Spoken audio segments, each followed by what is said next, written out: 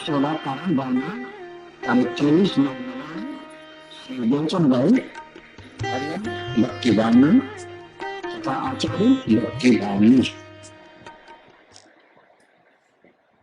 नमो अजंतानम सुखान नमो आयज्ञान नमो विद्याचार्य नमो लेले सर्वसाम नमो सर्वसाहाय स्वामी भूत्या चकास्त चित स्वभावाय भावाय सर्वभावन कवच मंगलम भगवान वीर मंगलम गौतमोदम मंगलम कुंद कुंडालु जयं दैवस्तु मंगल सर्वमंगल मांगल्य सर्व कल्याण कारकम दानम सर्वधर्माण जैनम जयतु शास्त्र ओंकार बिंदु संयुक्त नित्यं ध्यायन्ति योगिनः आमोदं मोक्षदं च ओंकाराय समभद्र आचार्य रचित श्री रत्नकरण चौकाचार उसका छठा भावना आदि था। इसमें पंडित दास उपदास कास्तेवाल जी की टीका है। 16 कारण भावना का विषय है। इसके अंदर 10वीं भावना चल रही है, अर्यंत भक्ति भावना। अर्यंत भगवान के पंच कल्याण के बारे में तीर्थंकर भगवान के बताया है।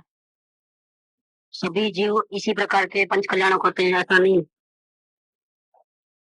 पंच कल्याणक के बिना भी जीव केवल ज्ञान पा सकता है, ये तो ज्यादा पुण्य है। और 16 कारण भावना संपूर्ण भाई है, इसीलिए वो तीर्थंकर के का स्वरूप बताया है यहाँ पर। बाकी सामान्य केवली भी होते हैं तो उनको ये पंच कल्याणकारी नहीं होते हैं। जब केवल ज्ञान होता है तब भी देव लोग आकर के उनका स्वागत आदि महोत्सव करते हैं। अब मूल बात तो ये है कि फायदा क्या हुआ। जब अर्यन दशा में जीव पहुंचा तो उनको क्या फायदा हुआ। तो कहते हैं कि अर्यन भगवान 18 प्रकार के दोष से रहित हो गए हैं। जो दुख का कारण है, ये परिस्थिति होती है भूख की तो जीव दुखी हो जाता है। और भूख अगर है पेट में तो कुछ भी कर सकता है ये जीव। खूना मर की लूटपाट चोरी एक भूख के लिए करता है, और ये पेट का खड्डा पूरने के लिए इतना प्रपंच है पूरा। नहीं, शुद्धा नाम का जो प्रॉब्लम है तो शुद्धा और तृषा तो दोनों खत्म हो गए हमेशा के लिए। वेदनीय कर्मों के उदय से संसारी जीवों को ये इंद्र आदि को भी ये प्रॉब्लम तो है ही शुद्धा तृषा का। ये वो अलग बात है कि उनका स्वर्ग पुण्य का उदय है तो उन्होंने सोचते ही हम लोग डरता है यहाँ से और भूख मिट जाती है, लेकिन उनको भी प्रॉब्लम तो होता ही है। अकुलता तो वो टाइम में होती ही है। तो श्रद्धा और तृष्णा अर्यन भगवान को खत्म हो गए। वेदनी कर्मों का उदय है लेकिन साता वेदनी कर्मों का उदय है, असाता वेदनी कर्मों का उदय खत्म हो गया है। अंतर में आत्मा की आराधना से 4 घाती कर्मों का तो अंत हो गया। ज्ञानावर्ण दर्शनावर्ण मोहनी और अंतराय। और ज्ञान को कोई अंतराय नहीं किसी प्रकार का। ज्ञान संपूर्ण है, वितरागता संपूर्ण है, अंश मात्र भी मोह नहीं है, राग द्वेष नहीं है। श्रद्धा संपूर्ण हो गई, दर्शन संपूर्ण है, पूरे वर्ल्ड को देख रहे हैं। तो साधना में कोई अंतराय नहीं है, सुख में थोड़ा भी बंध बाधा नहीं, संपूर्ण सुख मिला है। लेकिन अभी अघाती कर्म बाकी है 4 प्रकार के। इसमें आयुष्य तो जब पूरा होगा तभी होगा। गोत्र कर्म और नाम कर्म तो पहले से ही जैसा है ऐसा। एक वेदनीय कर्म है तो वेदनीय कर्म में भी दुख नहीं है, असाता नहीं है। तो शुद्धा और तृषा खत्म हो गए। जन्म होने का सवाल नहीं है, क्योंकि अब ये नए कर्म बनते नहीं तो दोबारा कोई गति में जाना पड़े ऐसा भी नहीं है। जन्म भी मिट गया है, भगवान जन्म नहीं लेते हैं। और बुढ़ापा भी नहीं है अब, क्योंकि केवल ज्ञान होते ही परम औदारिक शरीर हो जाता है। 80 साल की उम्र में भी अगर केवल ज्ञान हुआ समझो, परम औदारिक युवान जैसा शरीर बन जाता है परम औदारिक।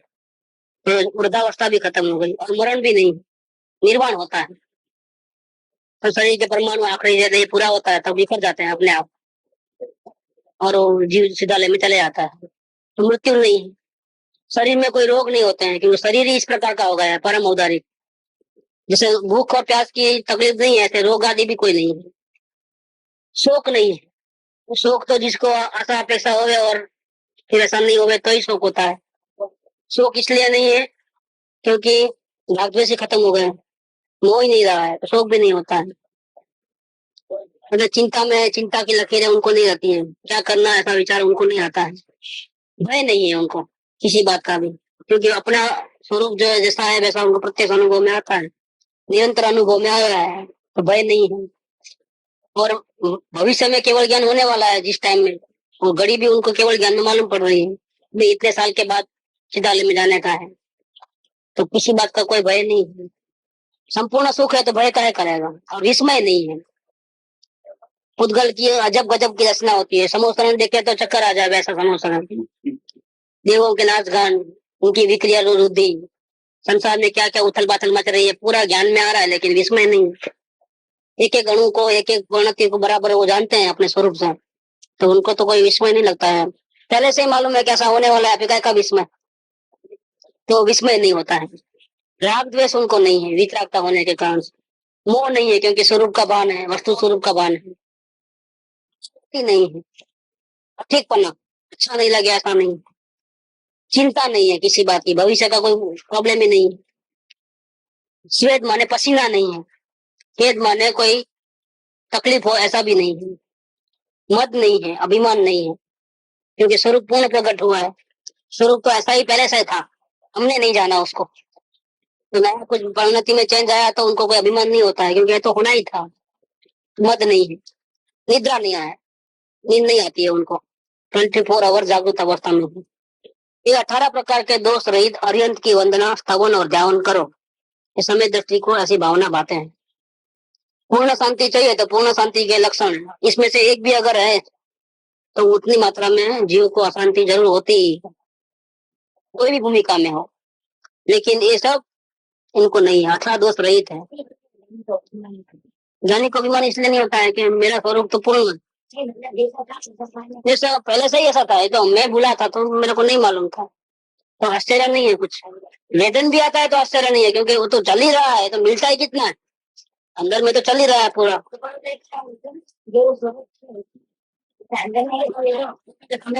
कुछ भी नहीं।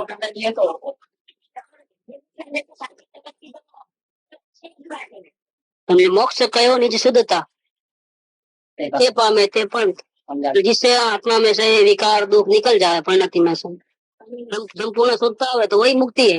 किसी ने बांध के थोड़ा रखा है कि नहीं आपको ये ऐसा ही विचार करना पड़ेगा।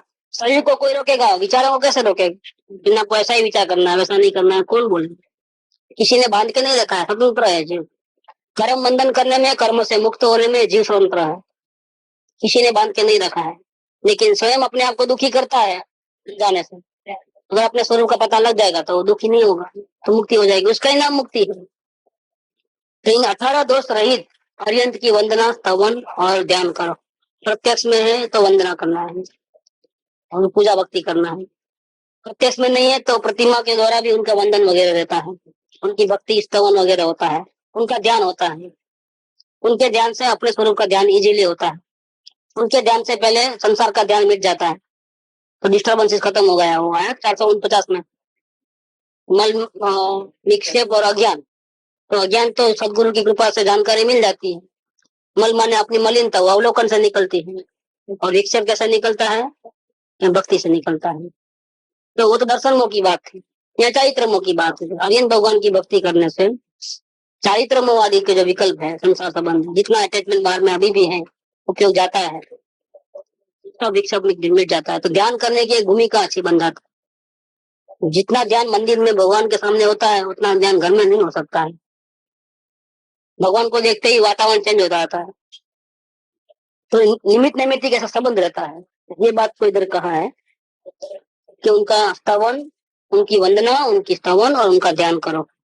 सुख को प्राप्त कराने वाले अरिहंत हैं, उनका स्तवन करना चाहिए। सुख को प्राप्त कराने वाले अरिहंत मतलब कि उनके दिव्य ध्वनि से ये सब निकला है। ये मोक्ष का मार्ग कैसे निकला है, उनके दिव्य ध्वनि से निकला है। तभी तो आचार्यों को मालूम हुआ, तभी ज्ञानियों को मालूम हुआ। तो उनका ही पूरा उपकार है। जिन शासन में अरिहंत देव का उपकार है। सुख को प्राप्त कराने वाले अरहंत हैं, उनका स्तवन करना चाहिए। ये अरिहंत भक्ति संसार समुद्र से तारने वाली है, उसका निरंतर चिंतन करो। प्रभु को याद करो, प्रभु की प्रार्थना करो, प्रभु के साथ में रखो, आपके सारे दुख दूर हो जाएंगे। इसका मतलब क्या है कि प्रभु को याद करते ही अपने स्वरूप का याद आता है, स्वरूप में जाने से ही दुख मिट जाता है। इसका नाम प्रार्थना है। जिस प्रार्थना में अपने स्वरूप का ध्यान न हो वो प्रार्थना ही नहीं है, वो तो फिर आजीजी है, भिखारी वृत्ति है, गिड़गिड़ाना है, आप मुझे सब ठीक कर दो, सब मेरे दुख दुविधा दूर कर दो। तो ये भक्ति नहीं है, ये शरण भाव भी नहीं है। ये शरण भाव वो शरण भाव है, वो भक्ति है। जिस प्रार्थना के अंदर प्रभु की वंदना पूजा करे और अपने स्वरूप का भान होवे और अपने स्वरूप में नजर जावे और शांति मिले, वही सच्ची प्रार्थना है। तो ऐसी प्रार्थना करोगे तो भगवान हाजिर ही हो जाते हैं। कैसी प्रार्थना करना? तो गिड़गिड़ाने वाली, ऐसा कामता वाली प्रार्थना नहीं। उनको देखते ही अपना प्रभु याद आवे और परिपूर्णता ख्याल में आवे, अनंत ज्ञान अनंत दर्शन वाला जो अपना मूल स्वरूप है वो ख्याल में अगर आ जावे तो फिर वो भगवान तो फौरन हाजिर हो जाते हैं। तो नहीं बोलते हैं कि भगवान को याद करो तो हाजिर हो जाते हैं, जब भीड़ पड़े तो भक्तों को तो भगवान फौरन हाजिर रह जाते हैं। इसका कारण क्या है कि दुखमय परिस्थिति के अंदर जब प्रार्थना करते हो, अपने स्वरूप में जाते हो, तो दुख सब मिट जाता है। इसका नाम प्रार्थना है। तो यह अरिहंत भक्ति संसार समुद्र से तारने वाली है। और कोई महावीर स्वामी आने वाले नहीं है तकलीफ पड़ेगी, तो कोई गुरु आने वाले नहीं है तकलीफ पड़ेगी, लेकिन उनके स्मरण से हमको हमारा स्वरूप याद आता है और हमारे स्वरूप का नजर जाते ही दुख सारे मिट जाता है। इसका नाम प्रार्थना। तो ये संसार समुद्र से तारने वाली है, मतलब दुख आए तो भी अपने को दुख नहीं होता है, नए कर्म नहीं बनते हैं, तो भविष्य में जन्म मरण भी होता है नहीं। इसका निरंतर चिंतन करो। अनंत के गुणों की अपेक्षा तो अनंत नाम है, बहुत सारे नाम है, शिव ब्रह्मा विष्णु महेश्वर सब इनके ही नाम है, आर्यन भगवान के।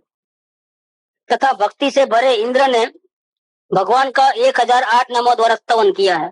ऐसे तो आर्यन भगवान के अनंत गुण है, क्योंकि अभी सभी गुण संपूर्ण रूप से प्रकट हुए हैं। आत्मा के जितने अनंत गुण हैं सब पूर्ण शुद्ध हो गए हैं, पूर्ण वितरागता, पूर्ण ज्ञान, पूर्ण शांति, इस प्रकार से संपूर्ण शुद्धि हो गई है आत्मा की। और जो अशुद्धि है वो तो अघाती कर्मों के निमित्त से साता वेदनी का हो रहा है। वही अघाती कर्म तो आत्मा के गुणों को कोई हैरान नहीं करता है। तो पूर्ण गुण शुद्ध हो गए हैं तो उनके अनंत नाम है। एक एक गुण की दृष्टि से देखा जाए तो अनंत गुण प्रकट हुए तो अनंत नाम है। जैसा ज्ञानवान, श्रद्धावान, ऐसे जितने गुण है सब उस नाम डाल सकते हैं। और भक्ति से भरे इंद्र ने उनके कितने नाम किया है? 1008 नाम द्वारा स्तवन किया है। इंद्र ने तो उनको 1008 नाम से संबोधन किया है। इंद्र में भी वो गुण नहीं है जितने गुण भगवान के पास है, 1008 नाम द्वारा। इसलिए लिखे ना 1008। तीर्थंकर श्री महावीर स्वामी ये आचार्य के 108 लिखते हैं, 108 श्री आचार्य देव ऐसा करके लिखते हैं। तो 1008 बोले तो इतने गुण प्रकट हो गए। जो अल्प सामर्थ्य के धारी हैं वे भी अपनी शक्ति प्रमाण पूजन, वंदन, स्तवन, नमस्कार और ध्यान करें। अल्प सामर्थ्य के धारी माने क्या कि अभी ध्यान इतना हुआ नहीं, अंदर में इतनी स्थिरता नहीं है, उनको भी अपनी शक्ति के अनुसार उनका ध्यान आदि करना चाहिए। अनंत भक्ति संसार समुद्र से तारने वाली ही है। सम्यक दर्शन में तथा अनंत भक्ति में नाम भेद है, अर्थ भेद नहीं है। देखो बहुत बड़ी बात कह दी यहाँ पर कि सम्यक दर्शन जिसको हुआ वो अनंत भक्ति ही कर रहा है। क्योंकि अनंत भक्ति और सम्यक दर्शन में कोई वो नेम चेंज है, बस शब्द चेंज है। रात कहो या नाइट कहो तो भाषा का फर्क है, लेकिन दोनों एक अर्थ है। मतलब सम्यक दर्शन में टिके रहना, ध्यान में लीन रहना, उसका नाम अनंत भक्ति है। बाहर में किसी भगवान को पूजा वंदना करना वो नहीं, ये भगवान की वंदना करना, तो अपने भगवान की वंदना करना, उसका ही नाम अनंत भक्ति है। क्योंकि अपना ही आत्मा ही वास्तव में पंच परमेष्ठी है। अपना ही आत्मा सिद्ध है, अपना ही आत्मा अनंत है, अपना ही आत्मा आचार्य है, उपाध्याय और साधु सब अपना ही आत्मा है। निश्चय से पंच परमेष्ठी अपना स्वरूप है। मेरा आत्मा ही आगे बढ़ करके स्थिरता बढ़ा करके साधु बनेगा, उपाध्याय बनेगा, आचार्य बनेगा, अरियंत बनेगा और सिद्ध बनेगा। तो मुझे तो मेरे आत्मा शांति मिलने वाली है। तो आप भक्ति करो और शांति नहीं मिले ऐसा नहीं होगा, प्रार्थना करो और आपके दुख दूर न हो जाए ऐसा नहीं बनता है। तो कौन से अरियंत की बात चल रही है? कि अपने स्वरूप की अरियंत की बात चल रही है। तो सम्यक दर्शन में तथा अरियंत भक्ति में नाम भेद है, अर्थ भेद नहीं है। अनंत भक्ति नरक आदि गति को हरने वाली है। ऐसी भक्ति करने से नरक में नहीं जाता है जो इस भक्ति की पूजन स्तवन करके अर्घ उतारण करते हैं, मतलब ऐसी भक्ति जिसको प्रकट हुई है उसको वंदना पूजा करने से उसकी पूजा 16 भावना में यही पूजा करते हैं। इसमें जो 11वीं 10वीं भावना है अनंत भक्ति, तो उसका भी साथ में पूजा और अर्घ उतारण हो जाता है। तो ऐसा जो इस भक्ति की पूजन स्तवन करते हैं और अर्घ उतारण करते हैं, वे देवों का सुख भोग कर फिर मनुष्य का सुख भोग कर अविनाशी सुख के दारी अक्षय अविनाशी सिद्धों के जैसे सुख को प्राप्त हो जाते हैं। यहाँ से स्वर्ग में जाते हैं ऐसी पूजा भक्ति करने वाले, फिर वहां से वापिस मनुष्य में आकर के वहां का भी पूरा सुख भोगते हैं। सुख मतलब तो उनको सामान्य लोगों को जो तकलीफ होती है ऐसी नहीं होती। राजा महाराजा के घर में ही पैदा होते हैं, जन्म से ही गर्भ श्रीमंत है, साइकिल की फेरी चलाना नहीं पड़ता है, कोई तकलीफ आदि नहीं होती है। तो मनुष्य गति का भी सुख भोग कर उसी भाव में मुनि पर धारण कर करके आगे यात्रा करके साधना करके अविनाशी सुख के दारी अक्षय अविनाशी सिद्धों के जैसे सुख को प्राप्त हो जाता है। इस प्रकार अर्यन भक्ति नाम की 10वीं भावना का वर्णन पूरा हुआ। अब 11वीं भावना जो है वो आचार्य भक्ति भावना है। अर्यन भगवान के बाद आचार्य। सिद्ध भगवान का नाम यहाँ नहीं लिया क्योंकि वो प्रत्यक्ष नहीं है, जबकि आर्यन भगवान तो प्रत्यक्ष है, यहाँ उनकी प्रतिमा का स्थापना भी कर सकते हैं। इसलिए भक्ति भावना के अंदर सम्यक दृष्टि को निरालम ध्यान करने के लिए सालम ध्यान चाहिए, ध्यान की मूर्ति चाहिए। एकलव्य ने भी वो धर्म विद्या सीखी, लेकिन द्रोणाचार्य का फोटो बनाया उसने, तो उसको पूछ कर कुछ भले वो पुतला बोलता नहीं था, लेकिन वो पूछ करके वो आज्ञा ले लेकर के काम करता था। निराकार की आज्ञा कैसे लेंगे हम? तो ऐसा सिद्ध भगवान का बात नहीं है, सदगुरु तो प्रत्यक्ष ही होने चाहिए। तो ये क्या किया, सदगुरु की प्रतिमा का स्थापन किया। जिसको आत्मदर्शन हो जाते हैं वो सदगुरु की प्रतिमा के स्थापन के द्वारा भी आगे बढ़ सकते हैं। हाँ, प्रथम वक्त में जिसको आत्मज्ञान नहीं हुआ है तो उनको तो अपना स्वरूप नहीं जानने से समस्त स्वरूप का ही भान नहीं है, पंच परमेश्वरी का ही भान नहीं है, तो फिर उनको तो सबसे पहले आत्मदर्शन करना चाहिए। उसके लिए प्रत्येक सदगुरु चाहिए। लेकिन प्रत्येक सदगुरु मिल गए, विद्या मिल गई, आत्मदर्शन हो गया, आत्मदर्शन के बाद तो फिर कोई भी प्रतिमा हो अर्यन भगवान, उससे भी अपनी साधना आगे बढ़ सकती है। बार बार बार बार उनकी पूजा भक्ति करते करते अपनी स्थिरता बढ़ाते बढ़ाते वो आगे बढ़ते हैं। इसीलिए यहाँ ये भक्ति के प्रकरण के अंदर, भावना के प्रकरण के अंदर सिद्ध भगवान का नाम नहीं लिया, डायरेक्ट अर्यन भगवान से शुरू किया। इसके बाद तो नेक्स्ट जो है आचार्य भगवान की भक्ति की भावना है। तो 11वीं भावना का वर्णन करते हैं, वही गुरु भक्ति है। ये बताता है कि सम्यक दृष्टि जीव को पूर्ण वितराग दशा प्राप्त करने के लिए इसके आगे जो पहुंच गए हैं, जैसे अर्यन भगवान है या आचार्य भगवान है, जो मोक्ष मार्ग में आगे चल रहे हैं अपने से भी, उनकी भक्ति का भाव आता है, क्योंकि उनको ऐसा बनना है, ये रास्ते पे उनको चलना है। तो जो अपने से आगे बढ़ा है उनको महिमा प्रशंसा अनुमोदना पूजा स्तवन वंदना ये वगैरह होता है। तो जिसको राजा बनना है तो उसको राजा को देख करके मैं भी ऐसा बनूंगा, ऐसा भाव होता है, मैं भी ऐसे कोशिश करूंगा। जिसको डॉक्टर बनना है तो डॉक्टर को देख करके उसको ऐसा बनना है करके वो लक्ष्य में रखता है। इसको क्रिकेटर अच्छा बनना है तो अच्छे बैट्समैन को बॉलर को देख करके मेरे को ऐसा बनना है। ऐसा ऐसा यहाँ पर भी सम्यक दृष्टि को मोक्ष मार्ग में चरम सीमा पे पहुंचना है, अभी वो पहुंचा नहीं है, तो भावना भी ऐसी करता है। तो भावना में भी फर्स्ट अर्यन भक्ति, क्योंकि पूरा पद चाहिए, अधूरा पद नहीं चाहिए, पूर्ण शांति चाहिए। और अब वो नहीं तो इसके नीचे में कौन सा, तो आचार्य भक्ति भावना। अब आचार्य भक्ति नाम की 11वीं भावना का वर्णन करते हैं। यही गुरु भक्ति है। वे धन्य भाग्य है जिनको वितरागी गुरुओं के गुणों में अनुराग होता है। धन्य भाग है उनके, तो उनको ऐसे वितरागी गुरु भी प्रत्यक्ष मिलते हैं और इनके गुणों के प्रति उनको अनुराग होता है। धन्य पुरुषों के मस्तक के ऊपर गुरुओं की आज्ञा प्रवृत्ति है। गुरु की आज्ञा भी सबको नहीं मिलती है, ये बात की है। किसको मिलती है गुरु की आज्ञा? और 50 लोग बैठे हैं, 100 जने बैठे हैं, आज तो सबको एक शरीर की बोलते हैं। कोई योग्य शिष्य है तो उनको अलग से बुला करके कान में तो बात नहीं करते हैं। लेकिन फिर आज्ञा किसी को लगती है, किसी को नहीं लगती है। कोई आज्ञा उठाता है और रास्ते पे चलता है, आगे बढ़ता है, और कोई वहां का वहीं रहता है, परिणाम में सुधार नहीं होता है। इसका मतलब क्या कि वे धन्य भाग्य है जिनके घर के ऊपर गुरु की आज्ञा होती है। तो भाग्यशाली जीव है तो उनको गुरु की आज्ञा लगती है। भाग्यशाली नहीं है तो गुरु भले ही बोले कितने भी, लेकिन उनकी आज्ञा वो उठा सकते नहीं है। धन्य पुरुषों के मस्तक के ऊपर गुरुओं की आज्ञा प्रवर्ती है। आचार्य तो अनेक गुणों की खान है, श्रेष्ठ तप के धारक हैं, इसलिए अपने मन में इनके गुणों को स्मरण करके पूजिए, अर्घ्य उतारण कीजिए, उनके आगे पुष्पांजलि खेपिए, इससे मुझे ऐसे गुरुओं के चरणों की शरण ही प्राप्त होगा। तो आचार्य देव तो मुनियों में उत्तम है, मुनियों के राजा तो आचार्य देव है। तो उनके पास जाने से तो परम वितराग दशा की जो मूर्ति है, जीवंत रूप से साधना करने वाले की उत्कृष्ट दशा वो अपने को नंबर नजर में आती है। तो आचार्य का स्वरूप बताते हैं। कैसे होते हैं आचार्य? जिनका अनशन आदि 12 प्रकार के उज्जवल तपों में निरंतर उद्यम है। 12 प्रकार के जो तपस्या होते हैं, उपास, औमोदर्य, ऐसा जो होता है अलग अलग प्रकार के, बिना रस के खाना, कम खाना, अणोदरी वगैरह, ये सब जो है एकासन, बयासन तो खैर होता ही नहीं, एकासन से ही होता है। इस प्रकार के जो 12 प्रकार के जो उज्जवल तप है, अनशन तक, इन सब में निरंतर उद्यम है। 6 आवश्यक क्रियाओं में सावधान है। पंचाचार के धारक है, पंचाचार के धारक, 10 लक्षण धर्म रूप जिनकी परिणति है।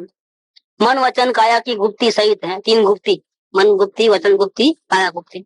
ऐसे 36 गुणों के धारी आचार्य होते हैं। 12 प्रकार के तप, 6 आवश्यक 18, पंचाचार 5 23, 10 लक्षण धर्म 33 और मन वचन काया की गुप्ति 3, 36। ऐसे 36 गुणों के धारी आचार्य देव होते हैं। सम्यक दर्शन आचार को निर्दोष धारण करते हैं। सम्यक ज्ञान की शुद्धता से युक्त है। 13 प्रकार के चारित्र के शुद्धता के धारक है। तपस्तरण में उत्साह युक्त है तथा अपनी शक्ति को नहीं छिपाते हुए 22 परिसरों को जीतने में समर्थ, ऐसे निरंतर पंच आचार के धारक हैं। इसको बोलते हैं आचार्य देव। अंतरंग और बहिरंग परिग्रह से रहित है। आज उत्तम अंकिचन्य धर्म का दिन है, पर्युषण पर्व का। तो परिग्रह में बिल्कुल मूर्छा नहीं होना, उसका नाम है अंकिचन्य धर्म। तो आचार्य देव तो अंतरंग और बहिरंग परिग्रह से रहित है। निर्ग्रंथ मार्ग में गमन करने में तत्पर है। जो निर्ग्रंथ माने ग्रंथि न हो, राग और द्वेष की ग्रंथि गीठी न हो, ऐसा स्ट्रेट मोक्ष का मार्ग है, सरल मोक्ष का मार्ग है, वितराग जो मार्ग है वही निर्ग्रंथ मार्ग है। ऐसे निर्ग्रंथ मार्ग पे गमन करने में तत्पर है, बहुत उत्साही है और तैयार है बिल्कुल। उपवास, वेला तेला पंचोपवास, अक्षोपवास, मास उपवास करने में तत्पर है। 1 दिन का उपवास, फिर 2 दिन का उपवास, फिर 5 दिन का उपवास, फिर पक्षोपवास माने 15 दिन का उपवास, महीने भर का उपवास, ये करने में तत्पर है। इतनी तपस्या करके उन्होंने प्रैक्टिस करते हैं, इतनी तैयारी हो चुकी है उनकी। तो गुफा में से बाहर नहीं निकलते महीने भर तक, 15 दिन तक जहाँ है वहीं ध्यान रखते हैं। तथा निर्जन वन में, पर्वतों के दराड़े में, गुफाओं के स्थान में निश्चल सुख ध्यान में मन को धारते हैं। बस वहीं बार बार अपने स्वरूप का दर्शन, बाहर आए तो अरियन भक्ति में ऐसा करके लीन रहते हैं। शिष्यों की योग्यता को अच्छी तरह से जानकर दीक्षा देने में व शिक्षा करने में निपुण है। दीक्षा देने में मतलब कोई योग्यता वाला आया, वो बोलता हमको भी मुनि बना लेना, उसकी योग्यता को जांच करके वो निभा पाएगा कि नहीं निभा पाएगा, सब चेक करने में वो निपुण है। सब में ऐसी योग्यता नहीं होती है दूसरे मुनिराज में, लेकिन ये तो ऊपर से वैराग्य धारण किया है कि वास्तव में इतनी ताकत है उनकी आत्मा की, वो सब एग्जैक्ट एग्जामिनेशन कर सकते हैं। नहीं अपने यहाँ लिमिटेड सीट देती है तो फिर इंटरव्यू में बुलाते हैं, बहुत प्रकार के प्रश्न करके फिर उसमें से चुनाव करते हैं कि 400 लोग आए लेकिन 12 सीट चाहिए, तो फिर श्रेष्ठ जो अच्छे से अच्छे हो उनको लेना है। ऐसे कोई उनके पास आता है कि मुझे दीक्षा लेनी है, मुझे ही मुनि बनना है, तो जैसे तैसे सबको मुनि नहीं बना लेते हैं। अपना वाड़ा नहीं बढ़ाने का है उनको, लेकिन उनकी योग्यता पहचान लेते हैं। उसमें अगर सर्व योग्यता है मुनि पद धारण करने की तो दीक्षा देते हैं। और शिक्षा करने में भी निपुण है। अगर वो गलती करे, अपना दोष बताए, तो उनको कौन सी सजा देना, किस प्रकार की सजा देना, ताकि वो शिक्षा को सहन नहीं कर पाए और मार्ग छोड़ के चले जाए, ऐसा भी नहीं होना चाहिए। और गलती किया है तो गलती के हिसाब से उसको बराबर दंड भी देना चाहिए, ताकि वो दोबारा गलती ऐसे न करे। इस प्रकार से शिक्षा देने में भी वो निपुण है। युक्ति से सब प्रकार के नयों को जानने वाले हैं। भले केवल ज्ञान नहीं है अभी, लेकिन केवल ज्ञान में जिस प्रकार से वस्तु का स्वरूप आता है, उस प्रकार से उन्हें अनुमान लगा करके बिल्कुल परफेक्ट बोल सकते हैं आचार्य देव। कि ऐसा ही है करके निश्चय से बोल सकते हैं। कोई भी शंका मतलब प्रश्न आया तो उसका उत्तर दे सकते हैं। प्रत्यक्ष भले ही नहीं देखे, आप बोलोगे नरक किधर है तो वो आपको युक्ति से समझा सकते हैं कि नरक गति भी है इस प्रकार से। तो इतना उनके पास ज्ञान है और समझाने की कला भी है। युक्ति से सब प्रकार के नयों के जानने वाले हैं। अपने शरीर से ममत्व छोड़कर रहते हैं। रात्रि दिन संसार कूप में पतन हो जाने से भयवान है। थोड़ा भी प्रमाद नहीं करना है, प्रमाद से भयवान है। जिन्होंने मन वचन काया की शुद्धता सहित नासिका के अग्रभाग में नेत्र युगल को स्थापित किया है। मन वचन काया की शुद्धता सहित नासिका जो है उसका अग्रभाग मतलब यहाँ पर ध्यान टिका के रखा है। इधर भी तो यहाँ ध्यान कहीं भी जाता नहीं, फिर उधर और जगह नहीं जाता है। ऐसे आचार्य को मस्तक सहित अपने सभी अंगों को पृथ्वी में नमाकर वंदन करना चाहिए। ऐसे आचार्य देव को कैसे नमस्कार करना? मस्तक, मस्तक भी झुकाना और भी सभी अंग, 2 हाथ 2 पैर आदि पृथ्वी में नमा करके वंदन करना चाहिए। उन आचार्यों के चरणों के स्पर्श से पवित्र हुई रज को अष्ट द्रव्य से पूजिए। आचार्य के तो पूजना ही है, लेकिन आचार्य देव के पांव जहाँ पड़े हैं, वो जो धरती है, वो रजकण है, वो धरती को भी अष्ट द्रव्य से पूजा करना। वो तो है पुद्गल है, लेकिन पवित्र हुआ है। कैसे? ऐसे महान आचार्य देव के चरण उनके ऊपर पड़े हैं। तो ऐसे आचार्य देव के चरणों के स्पर्श से पवित्र हुई रज को अष्ट द्रव्य से पूजी। इस प्रकार संसार परिभ्रमण के कलेश को नष्ट करने वाली आचार्य भक्ति है। इस प्रकार से संसार परिभ्रमण के कलेश को नष्ट करने वाली आचार्य भक्ति है। आचार्य के विशेष गुण, अब आचार्य के और विशेष गुण बताते हैं। अब यहाँ ऐसा विशेष जानना, जो आचार्य है वे समस्त धर्मों के नायक हैं। आचार्यों के आधार से समस्त धर्म है, अतः इन गुणों के धारक को ही आचार्य होना चाहिए। इसमें अगर आचार्य में कोई गड़बड़ होगी तो पूरा धर्म बदनाम हो जाएगा। इसलिए आचार्य देव तो उनको ही बनाते हैं जो संपूर्ण हर प्रकार से सारे गुण प्रकट हो चुके हैं, ऐसे जिनको ही आचार्य बनाते हैं, क्योंकि ये धर्म के नायक है। हरियन भगवान तो जहाँ रहते हैं वहां रहते हैं, और हरियन भगवान की संख्या कम रहती है हमेशा, लेकिन आचार्य देव की संख्या उसके हिसाब से ज्यादा रहती है। और हरियन भगवान पर्सनल अटेंशन नहीं दे पाते हैं, आचार्य देव पर्सनल अटेंशन दे पाते हैं मुनिराजों को। मुनियों को जैसे अपने को यहाँ पर कोई विशेष ज्ञानी है तो अपने को सलाह मशवरा कर सकते हैं, वैसे मुनिराज जो होते हैं उनको कहीं भी प्रॉब्लम आया तो उनको सलाह कहाँ से लेना पड़ता है? आचार्य देव से सलाह लेना पड़ता है। तो इसलिए वो धर्म के धारक है, उनके आधार से धर्म है, समस्त धर्म है। बड़े राजाओं के, राजा के, मंत्री के, मान श्रेष्ठियों के कुल में उत्पन्न हुए हो, जिनके स्वरूप को देखते ही परिणाम शांत हो जाए ऐसे मनोहर के स्वरूप को देखते ही परिणाम शांत हो जाए ऐसे मनोहर रूप वाले हो, जिनका उच्च आचार जगत में प्रसिद्ध हो, पहले गृहस्थ अवस्था में भी कभी हीन आचार निंदे व्यवहार नहीं किया हो।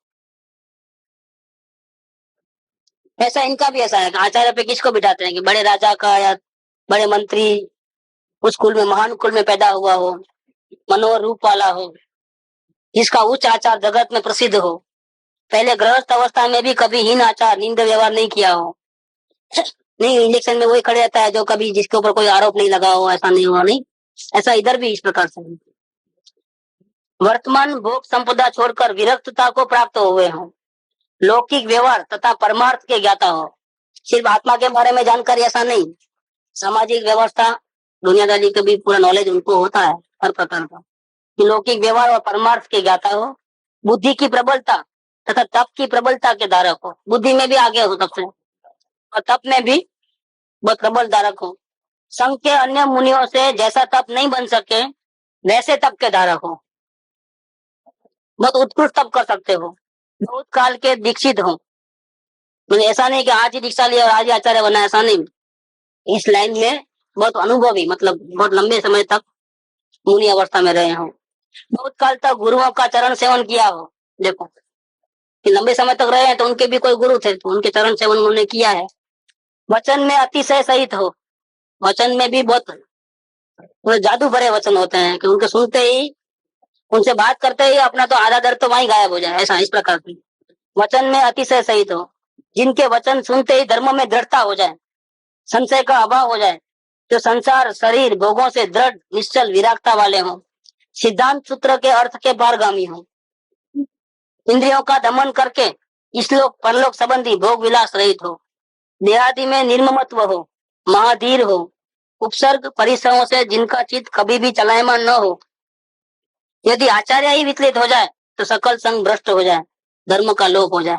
तो जिनके गुरु ऐसे हैं तो उनको सब ऐसे ही है, फिर कोई विश्वास नहीं करेगा। लेकिन आचार्य मजबूत रहते हैं, नीचे वाले गलती करते हैं तो भी वो सुधार के अपने ठिकाने पे आ सकते हैं। स्वमत परमत के ज्ञाता हो, कि भाई जैन दर्शन में हमारा जो मत है आत्मा का अनुभव करने से, उनका ये मत है। और दूसरे धर्म का कोई आएगा तो उसकी कहाँ गलती हो रही है उसका भी ज्ञान उनको आचार्य देव को होना चाहिए। जैसे विपස්සना वाले आए तो उनकी कहाँ गलती हो रही है मालूम होना चाहिए कि नहीं, वो भी सच्चा है ऐसा नहीं है, वो भी कहाँ गलत गलत कुछ हद तक तो सब बराबर रहते हैं, लेकिन आगे के लिए कहाँ गलती करते हैं और उनको अच्छी तरह से मालूम होना चाहिए। कोई योग वेदांत वाले आ जाएंगे तो वो भी कहाँ गलती करते हैं उनको पता है, पर सिर्फ अपने बारे में ही पता है ऐसा नहीं। जैन दर्शन का अभ्यास किया है हमने, किसी का अभ्यास नहीं किया ऐसा नहीं चलो। आचार्य के पास तो सारे धर्मों के लोग आते हैं, कई तरह तरह के क्वेश्चन भी होते हैं अलग अलग प्रकार से। जिन्होंने जैन शास्त्र का अभ्यास नहीं किया अन्य शास्त्रों का अभ्यास किया है वहां से भी क्वेश्चन आ सकते हैं। तो इनको हर प्रकार का पता होना चाहिए। स्वमत परमत दोनों के ज्ञाता हो, अनेकांत विद्या में क्रीड़ा करने वाले हो। जिनागम में भी बहुत सारे वचन ऐसे हैं कि जो परस्पर विरुद्ध होते हैं, कि वस्तु ऐसी अनेकांत में ही है, तो फिर हर प्रकार का एंगल से वस्तु स्वरूप को बराबर समझा सके अनेकांत से, ऐसे होने हो। अन्य के प्रश्न आदि का कायरता रहित तत्काल उत्तर देने वाले हो। कोई प्रश्न करे तो बिल्कुल घबराए बिना, बिल्कुल जो सत्य है वो फटाक से बोल देवे, असत्य से नहीं बोले, डरे नहीं किसी से भी, और जल्दी उत्तर देवे, सोचना पड़े ऐसा नहीं, बिल्कुल रेडी उत्तर रहता है। एकांत पक्ष का खंडन करके सत्यार्थ धर्म की स्थापना करने की जिनमें सामर्थ्य हो, धर्म की प्रभावना करने में उद्यमी हो, गुरुओं के निकट प्रायश्चित आदि शास्त्र पढ़कर 36 गुणों के धारक हो, उनको समस्त संघ की साक्षी पूर्वक गुरुओं का दिया आचार्य पद प्राप्त होता है। जो इतने गुणों का धारक हो उसी को आचार्य पन्ना होता है। इन गुणों के बिना यदि आचार्य होगा तो धर्म तीर्थ का लोप हो जाएगा, उन्मार्ग की प्रवृत्ति हो जाएगी। फिर शिष्य लोग धीरे धीरे छूट लेते जाते हैं, और खुद निर्बल है तो क्या करते हैं, अच्छा ठीक है अच्छा ठीक है करके पूरा डिसिप्लिन खलास हो जाता है। तो धर्म तीर्थ का लोप हो जाएगा, उन्मार्ग की प्रवृत्ति हो जाएगी, समस्त संघ स्वेच्छाचारी हो जाएगा, सब अपने अपने मनमानी करेंगे, क्योंकि अपने जो ऊपर है वो तो ध्यान देने वाले नहीं है। जैसे टीचर नहीं आया है तो बच्चे लोग भी क्या धमाल करते हैं, ऐसा इधर होता है काम। घर पे कोई नहीं है तो गड़बड़ होती है। शास्त्र की परिपाटी तथा आचार्य की परिपाटी टूट जाएगी, कि जो वितराग धर्म है उसको लांछन लग जाएगा। हम आचार्य के 8 गुण की बात करते हैं कि आचार्य के जो है अन्य 8 गुण है जिनका धारण करने वाला ही आचार्य होना चाहिए। नंबर 1 आचारवान, आधारवान, थोड़ा है आगे देखेंगे आप, सबका एक एक गुण का वर्णन करते हैं। आचारवान, आधारवान, व्यवहारवान, प्रकर्ता, अपायोपाय विदर्शी, अपीड़क, अपरिश्रावी, निर्यापक, ये 8 गुण है आचार्य के। सबसे पहले आचारवान गुण, जो 5 प्रकार का आचार धारण करता है उसको आचारवान कहते हैं। भगवान सर्वज्ञ वितराग देव ने अपने दिव्य निरावरण ज्ञान द्वारा जीव आदि तत्वों को प्रत्यक्ष देख करके कहा है, उनमें सम्यक श्रद्धा रूप परिणति को होना, उसका नाम दर्शन आचार, श्रद्धा हो गई दर्शन आचार। और स्व पर तत्वों का निर्बाध आगम और आत्मा अनुभव से जानने रूप प्रवृत्ति, उसका नाम ज्ञान आचार, दर्शन आचार, ज्ञान आचार। तप आचार, हिंसा आदि 5 पापों के अभाव रूप प्रवृत्ति तो चारित्र आचार है। अंतरंग और बहिरंग तप में प्रवृत्ति व तपाचार है। तो परिसर आदि आने पर अपनी शक्ति को नहीं छिपाकर दृढ़ता पूर्वक प्रवृत्ति करे, उसका नाम वीर्याचार। इस प्रकार से दर्शन, ज्ञान, चारित्र, तप और वीर्य, ये 5 आचार जो है पालते हैं, इसलिए आचार्य देव आचारवान है। अभी 10 प्रकार के स्थिति कल्प आदि आचार में तत्पर होते हैं। समिति गुप्ती आदि का कथन करे तो कथन बहुत बढ़ जाएगा, अभी यहाँ विस्तार नहीं करते हैं, खुद ही कट कर देता है, बहुत विस्तार है। 5 प्रकार का आचार आप स्वयं निर्दोष पाले तथा अन्य शिष्यों को भी निर्दोष आचरण कराने में उद्यमी हो, वही आचार्य है।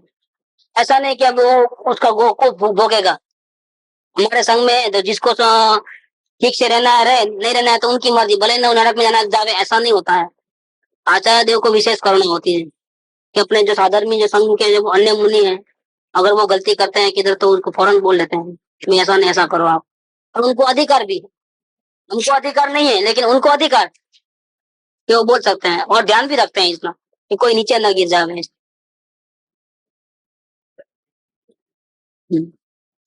यदि आचार्य स्वयं ही हीनाचारी हो तो वह शिष्यों से शुद्ध आचरण नहीं करा सकेगा।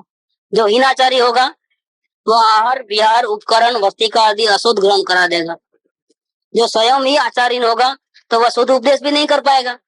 इसलिए आचार्य को आचारवान ही होना चाहिए। दूसरा आधारवान, दूसरा गुण है जो है आधारवान। जिनके जिनेन्द्र का कहा चारों अनुयोग का आधार हो। जिनेन्द्र देव की वाणी में जो आया है चारों प्रकार के अनुयोग, सबका ज्ञान आचार्य देव को होना चाहिए।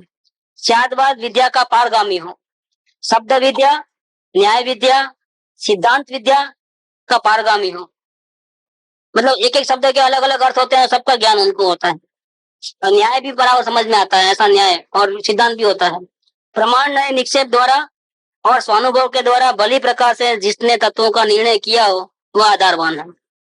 मतलब वो जो बात कहते हैं, जिस प्रकार से उनका चलन होता है, सबके पीछे उनके पीछे कारण है। मंदिर में घंट क्यों बजाया तो अपन बोलेंगे भाई मालूम नहीं, ऐसा नहीं होता है। उनको कुछ ना कुछ कारण होता है जो उनको मालूम रहता है कि क्यों घंट बजाया, मंदिर क्यों बजाए, उसके पीछे भी उनका कारण है। ऐसे आधार सहित हो। ऐसा ही नहीं कि चलो हमने जो दिल में आया बोल दिया और फिर पूछा गया तो कोई जवाब नहीं है, ऐसा नहीं है। हर एक के पीछे कारण और हर एक के पीछे आत्म कल्याण का हेतु होता है, ऐसे कारण रहते हैं। इसको बोलते हैं आधारवान।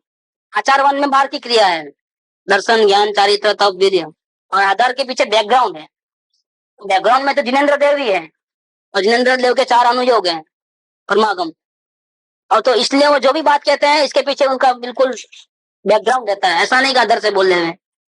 तो इसको बोलते हैं आधारवान। ये दूसरा गुण है। जिसके श्रुत का आधार नहीं हो वह अन्य शिष्यों का संशय, एकांत रूप हठ तथा मिथ्याचरण का निराकरण नहीं कर पाएगा। देखो, क्योंकि दूसरे शिष्य में कौन कहां से आया, कोई शंका होती है तो क्या से समाधान करेंगे। आचार्य के देव के पास जाएंगे तो बोलते हैं मुझे भी नहीं मालूम, तो नहीं चलता है। आचार्य देव सब में आगे होते हैं, सबको मालूम, हर प्रकार का मालूम रहता है। कोई एकांत हट करता है तो भी उसका निराकरण करते हैं। कोई जो गलत आचरण करता है तो ये गलती कहाँ होती है, उससे क्या नुकसान होता है वो भी उनको पता रहता है। सबका निराकरण करते हैं।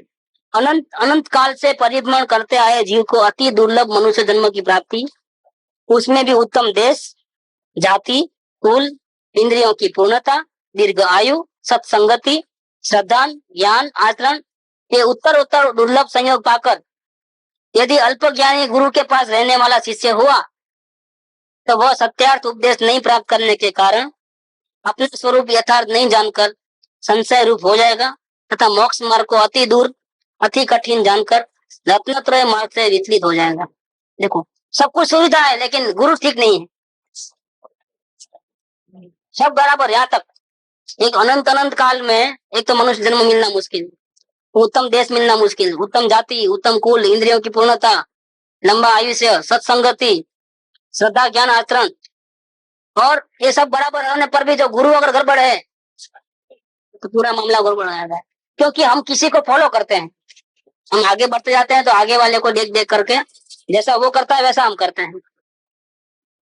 तो गुरु को फॉलो करते हैं तो गुरु गड़बड़ करता है तो पूरा सब लोग गड़बड़ करते हैं।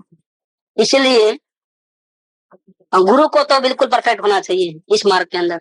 सत्यार्थ उपदेश के बिना विषय कषाय में उलझे मन को निकालने में समर्थ नहीं होगा। अगर वो सच्चा उपदेश नहीं पाएगा, नहीं दे पाएगा तो जो शिष्यों के मन में जो उलझन है मन की उसको दूर नहीं कर पाएगा। तथा रोगकृत वेदना में और उपसर्ग परिसर में विचलित हुए भावों को शास्त्र के अतिशय रूप उपदेश बिना थामने को समर्थ नहीं होगा। क्योंकि अन्य मुनिराजों को खुद को के ऊपर भी उपसर्ग तो वहां आने वाले हैं, परिचय भी होने वाले हैं। किसी को सर्प काट लेता है, किसी को अजगर लपेट लेता है, किसी को शेर खा लेता है, सब होने वाला है। उस वक्त अगर जिनागम के अनुरूप अगर वो उपदेश नहीं दे पाता है और शिष्य को धीरता नहीं बढ़ाता है तो हो सकता है कि वो वेदना करके अर्थ ध्यान करके उनका दुर्गति हो गए, ऐसा भी हो सकता है। यदि मरण आ जाए तब संन्यास के अवसर में आहार पान का त्याग का यथा अवसर देश काल सहायक सामर्थ्य के क्रम को समझे बिना शिष्य के भाव विचलित हो जाए या अर्थ ध्यान हो जाए तो सुगति बिगड़ जाएगी। धर्म का अपवाद होगा कि देखो जैन धर्म के मुनि ऐसे होते हैं, ये एक बाजू बोलते हैं आत्म भीन है देह भीन है, दूसरे बाजू इतना रोते चिल्लाते थे। देखो ऐसा धर्म का अपवाद होगा। अन्य मुनि भी धर्म में शिथिल हो जाएंगे। ये तो बड़ा अनर्थ है। ये मनुष्य आहारमय है, आहार से ही जी रहा है, आहार की निरंतर वांछा करता है। जब रोग के कारण तथा त्याग कर देने से आहार छूट जाता है तथा दुख से ज्ञान चारित्र में शिथिल हो जाता है, धर्म ध्यान रहित हो जाता है, तब बहुश्रुत गुरु ऐसा उपदेश देते हैं। देखो, कोई कायरता में ऐसा आ जाता है तो उसको क्या उपदेश देते हैं? ऐसा उपदेश देते हैं जिससे सुधा तृषा की वेदना रहित होकर उपदेश रूपी अमृत से सिंचा हुआ समस्त कलेश रहित हुआ धर्म ध्यान में वो लीन हो जाता है। जब अन्य मुनिराज जो है ढीले पड़ जाते हैं, शिथिल हो जाते हैं और मन में ऐसा चिंतन का हो जाता है, वापिस धर्म ध्यान से रहित होते हैं, तो फिर ऐसा उपदेश देते हैं, वापिस वो धर्म ध्यान में आ जाता है। सुधा तृषा रोग आदि की वेदना सहित शिष्य को धर्म के उपदेश रूप अमृत का पानी तथा उत्तम शिक्षा रूप भोजन द्वारा ज्ञान सहित गुरु की वेदना रहित करते हैं। बहुश्रुति के आधार बिना धर्म नहीं रहता है। तो धर्म को टिकाने के लिए न जाने कौन सा प्रॉब्लम आ जाएगा। तो चारों ओर से अगर हम नहीं आगे बढ़े हैं हर प्रकार से, सब पूरा नॉलेज अगर हमारे को नहीं है, अधूरा नॉलेज है, तो क्या करेंगे? कभी तो ऐसा प्रॉब्लम आ जाएगा तो उसका समाधान हम नहीं कर पाएंगे, तो हमारा कोई संशय रह जाता है, तो गड़बड़ हो जाती है। इसीलिए जो आधारवान आचार्य हो उसी की शरण ग्रहण करना योग्य है। देखो, ये कुंकु आचार्य देव के पीछे बहुत से आचार्य हो गए, इसके पहले भी बहुत से हुए हैं महावीर स्वामी के बाद, लेकिन कुंकु आचार्य देव का नाम फेमस हो गया। क्यों हो गया? कि इनके पहले जो आचार्य देव थे उनमें वो ताकत नहीं थी जो इनमें थी। तो गणधर देव के बाद सीधा तीसरे नंबर पे किसको याद करते हैं? कुंकु आचार्य देव। और पीछे के जितने आचार्य देव हुए हैं सब अपनी बात कहते गए हैं, और फिर अपनी बात कहने के बाद उन्होंने ये कहा है कि कुंकु आचार्य देव ने भी यहाँ ऐसा कहा है सपोर्टिंग के अंदर, कि देखो हम जो बात कहते हैं हमारे घर की नहीं कहते हैं, आचार्य देव ने भी ऐसा कहा है, आचार्य देव ने भी ऐसा सपोर्ट कर करके काम किया है। तो इतना बड़ा काम किया है आचार्य देव ने।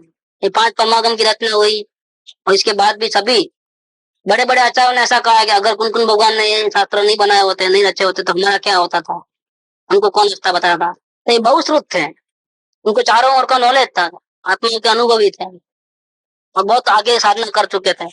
तो इनका शरण, इनका आधार लेने से हम निश्चिंत हो जाते हैं कि हम कोई गलती नहीं करते हैं।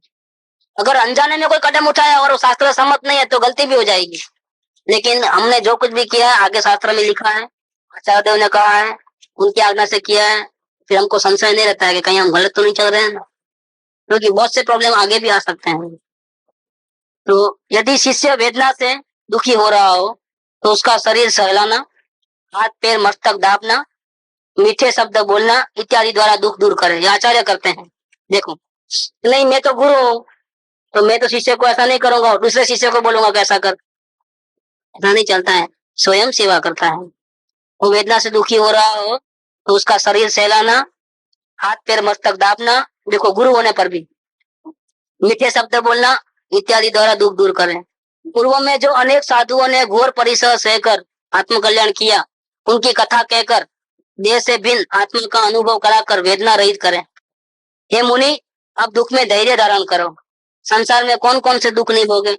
यदि वितरागी की शरण ग्रहण करोगे तो दुखों का नाश करके कल्याण को प्राप्त हो जाओगे, इत्यादि बहुत प्रकार से कहकर मार्ग से विचलित नहीं होने देते हैं। ऐसे आधारवान गुरु की शरण लेना योग्य है।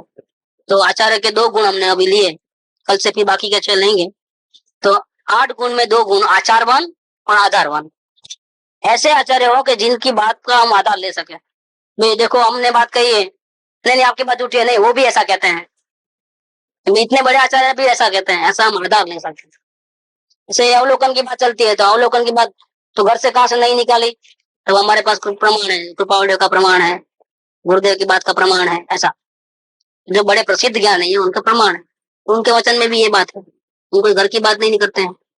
एक तो पहली बात तो अनुभव से नक्की करना होता है, कोई बात आए तो ऐसे तो विश्वास पड़ ही जाता है, लेकिन फिर भी वो सच्चा है कि नहीं है कोई पूछे तो पूर्व के जो महाज्ञानी है, प्रसिद्ध ज्ञानी है, उनके वचनों का आधार लिया है, शांति हो जाती है कि नहीं बराबर चल रहे हैं, हम कोई गड़बड़ नहीं कर रहे हैं, कोई उल्टे मार्ग पे नहीं जा रहे हैं, उतना विश्वास आ जाता है। तो ये 2 गुण हुए, आगे के जो गुण है कल से लेंगे। सुख धाम अनंत सुसंत चही, दिन रात रहे तद ध्यान मही।